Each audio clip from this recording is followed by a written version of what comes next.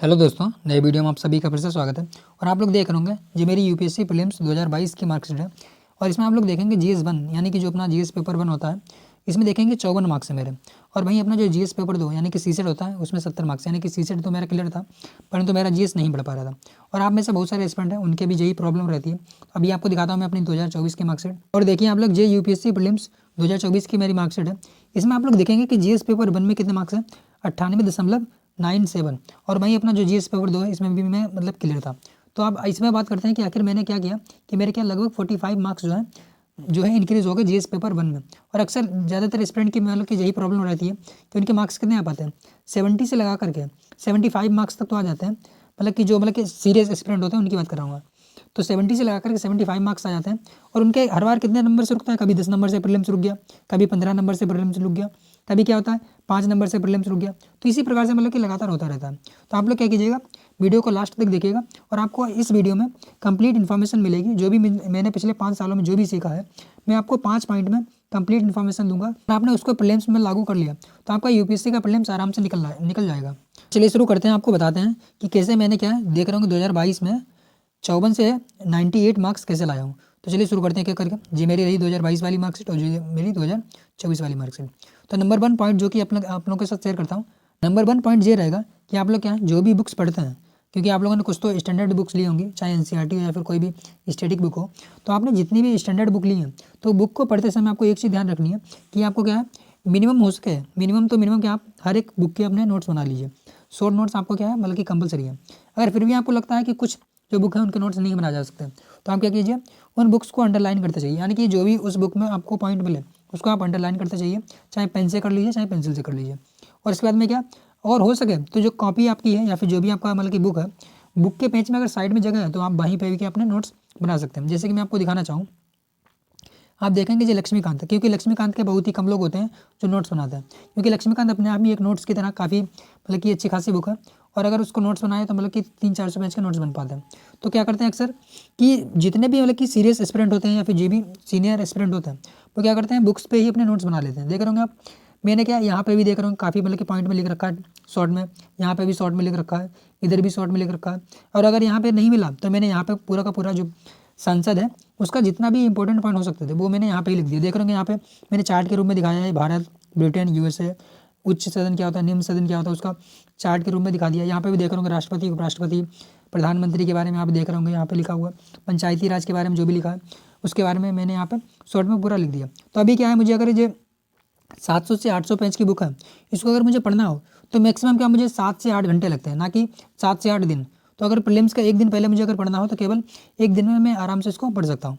तो इसी प्रकार से आपको क्या, आपने जो कोई भी अगर आप यूपीएससी की स्टैंडर्ड बुक को पढ़ रहे हैं तो कोशिश कीजिए क्या, पहली बात तो आप क्या कर लीजिए, नोट्स ही बना लीजिए अपने। भले कि आप मतलब 30 से 40 पेज के नोट्स बनाएं, परंतु खुद के नोट्स ही बना लीजिए। अगर नोट्स बनाने में प्रॉब्लम हो रही है तो क्या कर लीजिए, जो बुक है जैसे कि मैंने लिखा है, बुक के ऊपर ही आपने क्या अपने नोट्स बना लीजिए। बस आप जिस दिन एग्जाम का डे हो उसके एक दिन पहले अगर आप इसको बस एक बार सीरियल वाइज देखते भी जाएंगे तब भी आपको क्या आंखों में स्कैन होता चला जाएगा। तो देख रहे हो यहाँ पे क्या, मैंने सेंट्रल ब्यूरो ऑफ इन्वेस्टिगेशन, तो सीबीआई के भी देख रहा हूँ नोट्स यहाँ पे देख रहा हूँ साइट में बना दिए हैं। और यहाँ पे भी मैं देख रहा हूँ डॉट में लिखता हुआ चल रहा हूँ और अंडरलाइन भी कर रहा हूँ। तो इसी प्रकार से आपको क्या अपनी जो भी बुक्स हैं उसको पढ़ना है। अभी बात करते हैं कि पॉइंट नंबर 2, क्योंकि पॉइंट नंबर 1 मैंने बता दिया और उसके बाद में पॉइंट नंबर 2 पे भी बात कर लेते हैं। तो पॉइंट 2 जो होगा उसमें अक्सर जो मिस्टेक क्या करते हैं, और मैं भी मतलब कि लगभग 1 से 2 साल तक इस चीज़ को नहीं समझ पाया। काफ़ी समय बाद मैं खुद से मतलब कि अपने आप में ही समझ में आया कि आखिर क्या हो रहा है। अक्सर लोग क्या करते हैं कि पीवाईक्यू को करते हैं, और सभी करते हैं, लगभग 10 साल 15 साल कोई 25 साल तक जाता है तो पीवाईक्यू को करता है। बस क्या करता है, वो पीवाईक्यू को करंट के रूप में यानी कि कंटेंट के रूप में देखने लगता है। वो देखता है कि यहाँ से क्या क्वेश्चन रिपीट हो जाएगा, वो क्या करता है, जो पीवाईक्यू होते हैं उनको ही रटने लगता है, उसके ऑप्शन को रटने लगेगा, गूगल करेगा, वो सोचेगा ये क्वेश्चन हो सकता है रिपीट हो जाए। परंतु आपको यहाँ पे ध्यान क्या रखना है कि क्वेश्चन रिपीट होगा वो तो अपने एक अलग जगह है, यानी कि क्वेश्चन रिपीट हो सकता है, उसमें कोई दोहराई नहीं है। परंतु क्या होगा, आपको क्वेश्चन के साथ साथ यहाँ पे देखना है कि कंटेंट की फ्रेमिंग कैसे हो रही है, यानी कि जो क्वेश्चन है उसकी फ्रेमिंग कैसे बन रही है। अगर आपने सही से समझ लिया कि क्वेश्चन कैसे फ्रेम हो रहा है तो आप आराम से समझ जाएंगे कि आपको प्रीलिम्स में किस माइंडसेट से क्वेश्चन को अटेम्प्ट करना है।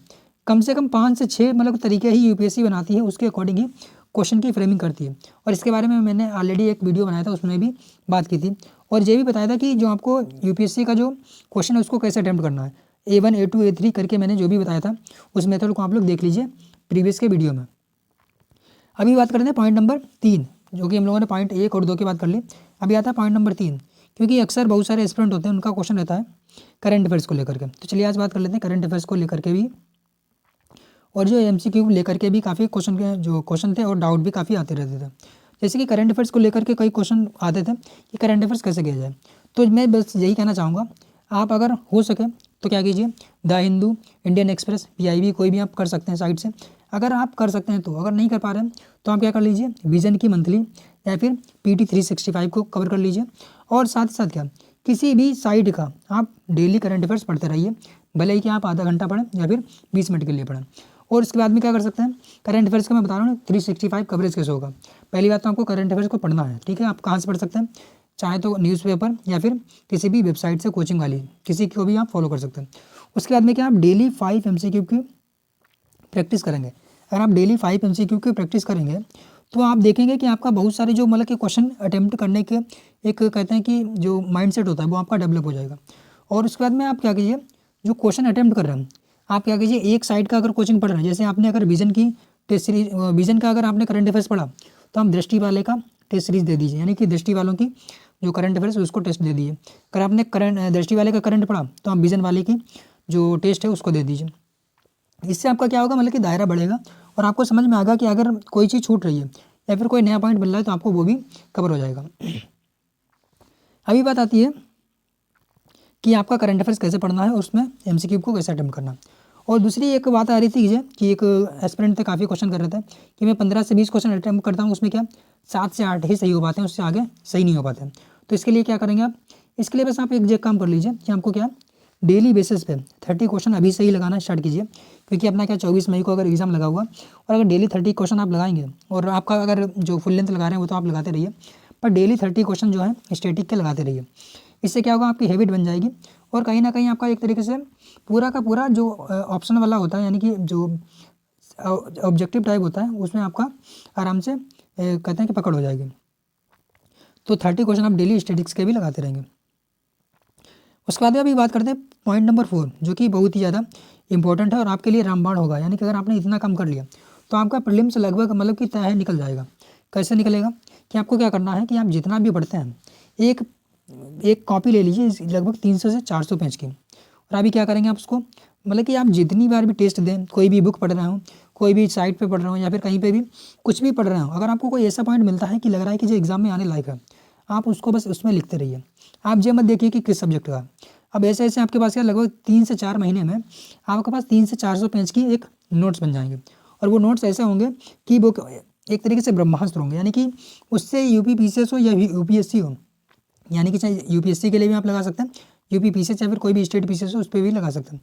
तो अगर आप उसमें जाएंगे तो लगभग आप देखेंगे वहाँ से लगभग 15 से 20 क्वेश्चन वहीं से आ जाएंगे डायरेक्ट, क्योंकि वो क्वेश्चन 300 पेज के नोट्स जो होंगे वो आपका एक ऐसा मटेरियल होगा कि आपने सारा का सारा उसमें खिचड़ी होगा, यानी कि एक तरीके से ऑल सब्जेक्ट खिचड़ी। जैसे कि मैं आपको दिखाना चाहूँ, मैंने खुद के नोट्स कैसे बनाए थे। आप देख रहे होंगे, ये मेरे एक 300 पेज के नोट्स थे।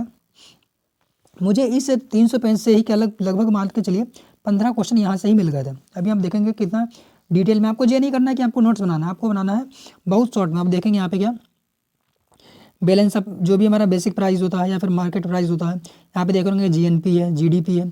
कंप्लीट GDP को मैंने केवल 3 लाइनों में लिख रखा है। यहाँ पे आप देख रहे होंगे पूरा का पूरा जो मॉनेटरी पॉलिसी होता है, आप यहाँ पे देख रहे होंगे 3 लाइनों में मॉनेटरी पॉलिसी पूरा कंप्लीट हो चुका है। यहाँ पे उसके बाद देख रहे होंगे जो अपना साइंस एंड टेक्नोलॉजी उसका चालू हो गया। यहाँ पे देख रहे होंगे इन्वायरमेंट का जो BDO CDO या फिर जो बायोलॉजिकल ऑक्सीजन डिमांड होती है, मोस्ट प्रोबेबल नंबर्स होते हैं, पूरा का पूरा मतलब 3 से 4 लाइनों में ये भी कवर हो गया। आप देख रहे होंगे एक पेज में ही पूरे के पूरे 4 टॉपिक कवर हैं। इसी प्रकार से हमको अपने जो शॉर्ट नोट्स हैं उसको बनाना है, वो भी प्रीलिम्स के लिए, और ये काम आएगा आपका केवल प्रीलिम्स में ही। यहाँ पे आप लोग देख रहे होंगे थोड़ा सा हिस्ट्री का पॉइंट आ गया, अकबर वाला आ गया, वंशानुगत है, मनसबदार है। देख रहे होंगे मनसबदार वाला क्वेश्चन आज ऑलरेडी आ भी चुका है। और यहाँ पे देख रहे हैं ज्योग्राफी का आ गया, इंदिरा गांधी ने है जो भी है। और आगे आप देखेंगे यहाँ पे देख रहे होंगे फिर से इकोनॉमी का आ गया, 8 की 8 पंचवर्षीय योजना है, उसके बारे में देख रहे हो कितना शॉर्ट में बनाया है। इसी प्रकार से आपको क्या अपने 300 पेज के नोट्स बना लेने हैं। यहाँ से आप मान के चलिए आपको 15 क्वेश्चन जो है अन्य एस्पिरेंट से लीड दे देगा, और आपने इतना कर लिया आपका आराम से प्रीलिम्स निकल जाएगा। और फाइनल और लास्ट अपना जो स्ट्रेटजी या फिर जो भी पॉइंट रहेगा वो ये रहेगा कि लास्ट के जो 2 घंटे होते हैं, यानी कि आपका एग्ज़ाम डे में जो 2 घंटे होते हैं, अगर उनको आपने मैनेज कर लिया तो फिर तो आपका लगभग नहीं आ पा रहा है कि आपका प्रीलिम्स निकल जाएगा। आपको उन 2 घंटों के टाइम को बहुत ही तरीके से यूटिलाइज़ करना है, बहुत ही काम करना है, मतलब कि बहुत तरीके से काम रहना और कोई भी प्रेशर नहीं लेना। अगर प्रेशर में आपने क्वेश्चन को अटेम्प्ट किया तो गलत जरूर हो जाएगा। इसलिए आपको क्या करना है, बहुत ही ज़्यादा आराम से करना है और कोई ज़्यादा टेंशन नहीं लेनी है। नॉर्मली आपने अगर पढ़ा है, अगर आपने पूरे साल सही से मेहनत की है तो ये मान के चलिए जो पिछले 5 सालों से तैयारी कर रहा है और जो पिछले 2 साल से तैयारी कर रहा है वो एक ही पायदान पे है। बस आपको अपने ऊपर कॉन्फिडेंस रखना है कि आपका आराम से प्रीलिम्स क्लियर होने वाला है। अगर आपने 1 साल तक सही से तैयारी की है तो ये मान के चलिए कि अगर आप जहाँ पे हैं वहीं पे क्या पिछले 5 सालों वाला भी वहीं पे है। क्योंकि प्रीलिम्स एक ऐसा स्टेज है जहाँ पे क्या सारे के सारे स्टूडेंट एक ही लेवल पे आ जाते हैं, चाहे वो इंटरव्यू दिया हुआ हो चाहे सिलेक्टेड भी हो। आपने कई बार सुना होगा कि ऑलरेडी सिलेक्टेड एस्पिरेंट भी क्या यूपीएससी के प्रीलिम्स में फेल होते हैं। क्यों होते हैं? क्योंकि प्रीलिम्स इस तरीके से डिजाइन ही किया गया है कि सारे के सारे एस्पिरेंट क्या एक पायदान पे ही आ जाते हैं। वरना तो ऐसा ही हो कि 10 सालों में लोग तैयारी करें और 10 साल वाले ही हमेशा क्या प्रीलिम्स क्लियर हों और फाइनली सिलेक्शन भी लें। क्यों होता है कि कुछ एस्पिरेंट क्या फर्स्ट अटेम्प्ट में ही आईएएस बन जाते हैं, कुछ 5-5 6 साल देने के बावजूद भी आईएएस नहीं बन पाते। क्यों नहीं बन पाते? क्योंकि कुछ होता है कि उनका माइंडसेट होता है या फिर कुछ स्टडी उनकी गलत रहती है या फिर उनको सही से एक तरीके से जो कहते हैं गाइड नहीं मिल पाती है। तो वो सारी की सारी आपको गलती नहीं करनी है। तो क्या हो गया, आपका टाइम मैनेजमेंट करना है 2 घंटे का बहुत अच्छे से। और तीसरा पॉइंट अपना जो इसका 5वें का ही रहेगा कि रिवीजन। जितनी बार आप रिवीजन करेंगे हो सके उतनी बार रिवीजन कीजिए, चाहे 10 बार कीजिए चाहे 15 बार, जब तक कि मिस्टेक हो रही है आप उसको रिवीजन करते रहिए।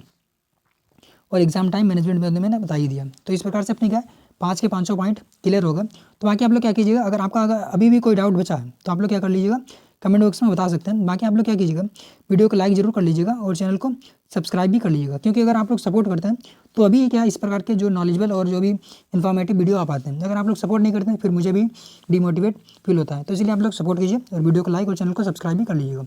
चलिए मिलते हैं फिर नेक्स्ट वीडियो में।